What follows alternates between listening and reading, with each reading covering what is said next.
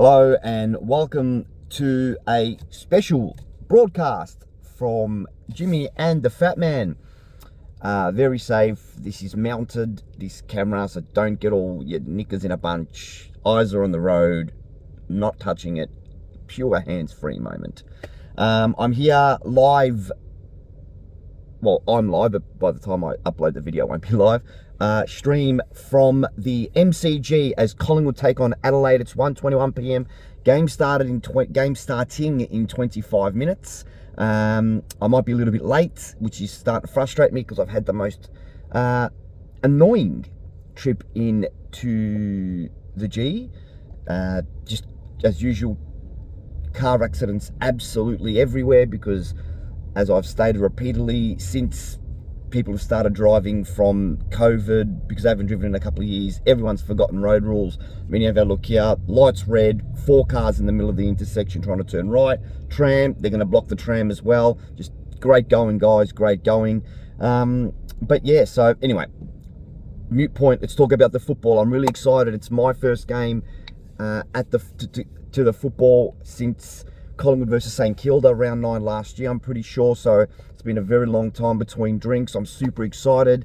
I generally get along to most games, so very excited. Last time I went to a Collingwood Adelaide game was the I think it was the draw in 2017 where we were 50 odd points up early in the third, and then late in the second, and then Adelaide came storming home. That was very scary. I thought we were going to lose that the way they were coming home. So I'm really excited. Great to see Nathan Kruger, the ex-Geelong player, making his debut for Collingwood. That's going to be really exciting to see. He looks like he's just a man possessed, which is, I love seeing players like that in the forward line. Just players who just attack the ball with all their might, all their skill, all their power, all their fight. That rhymed, so I'm really excited. And obviously really good to see Dakes go full ball as well. I love seeing both the Dakes brothers. It was really good to see them.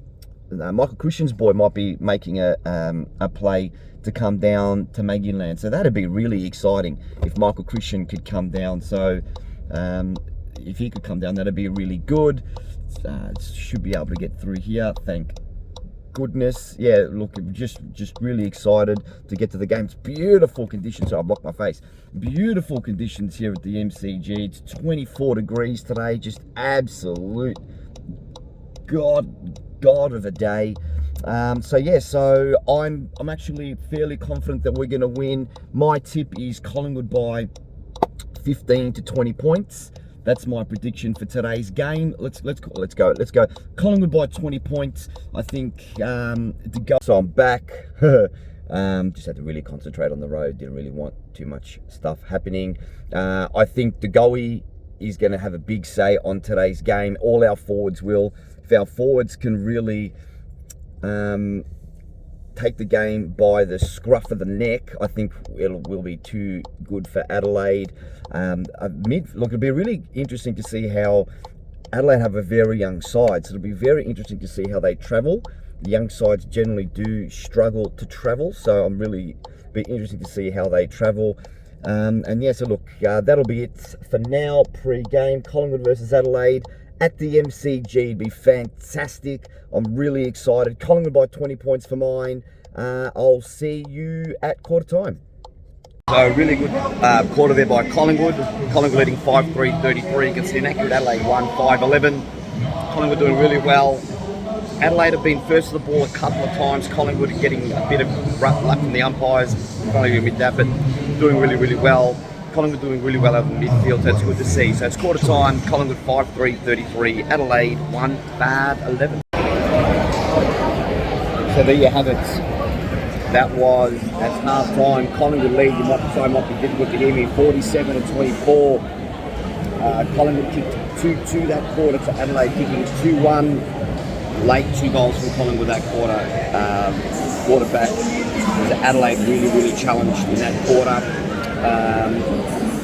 It got down to his bills, 10 points the margin. Now Collingwood back out to a 23-point lead. Ended up winning the quarter. Some of the action there, some of the stats for the so I'm reading off my left. Adelaide are very top position winners of the ground, but they're playing a very possession game of football. Keys has 20 possessions, Sloan and Smith on 16 for the Pies. Crisp has 15, Josh Dacos on 14, Gibbon on 13. The goal kickers, it's all single goal kickers. Collingwood, Henry, Grundy, Elliott, Sidebottom, McCreary, Hoskin, Elliott and Kruger have the singles. The Crows, Dawson, Hinge and Rochelle all have singles as well. In regards to some stats, let's give you some stats from the game. Adelaide about 10 more possessions, Collingwood more effective. Adelaide had more kicks, Collingwood more handballs. Collingwood have had more free kicks, 19 to 11, but I think they've been there. A couple of ticky touching free kicks. Adelaide have had a few outside of the centre as well that have given them some clearances. Adelaide have more contested and contested possessions, taking 25 more marks. That makes sense considering they're playing a very chip game of football. And they've taken 25 more contested marks, 51 to 26. They're leading the hit-outs, they're leading the clearances, and they've had more players. And inside 50s, Collingwood lead 26 to 21. They are playing more direct game of football. So at half-time, Collingwood 75-47 lead Adelaide 3-6-24. Back at three-quarter time. So back here, three-quarter time, big quarter by Collingwood. That quarter, Collingwood kicking 7-2 to 4 straight. To now lead by 43 points. It was a terrific quarter by the Pies. Jack Ginnivan are really enjoying his game, so well done to Jack. For disposals, again, Adelaide dominating with the chip game. Keys, Crouch and Smith dominating. For Collingwood, Dacos and De Goey have 20 each at Josh. It's a big third quarter by De Goey there, so well done by JDG. Goal kickers again, now Collingwood have multiple 2 goals kickers. Henry kicking one of the goals of the year. McCreary and Kruger kicking 2 as well. Ginnivan, Elliott and Myercheck. De Goey, Grundy, Sidebottom, Lipinski. Hoskin Elliott with 1 as well. Make it all Collingwood, forget about Adelaide. Let's have a look at some stats. Yeah, pretty much even. Collingwood is a bit more. So I'll be back at the end of the game. If we win, I'll broadcast the final siren. They know how to play the game. To uphold our magpie fame. See the barricades are shouting. And all barricades show. For the good old Collingwood. Down the Pies. Sorry it's taken so long. I'm going to finish off the video now. First I want to talk about what happened today at the G. Had an evacuation. So you can hear Captain Movies in the bath. Squishing, cleaning his whittle butt. Just don't flood the bath, okay? Okay. This was good fun. I had an evacuation today in the second quarter. Heard over the loudspeaker, everyone please evacuate. This is not a drill. And then I stayed still because I wasn't sure it was real.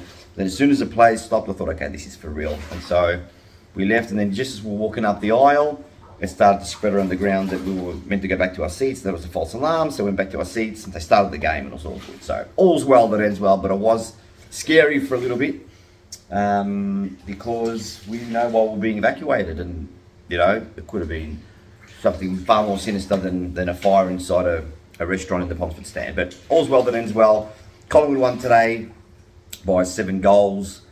It was really good, beautiful day for football. The game was a little bit poor skills at some stages, but then when Collingwood got rolling, it really did get rolling. I do apologise, I've got celery or something in my teeth, I can't get it out. So I'm doing the video with that in my teeth, so there is something in my teeth.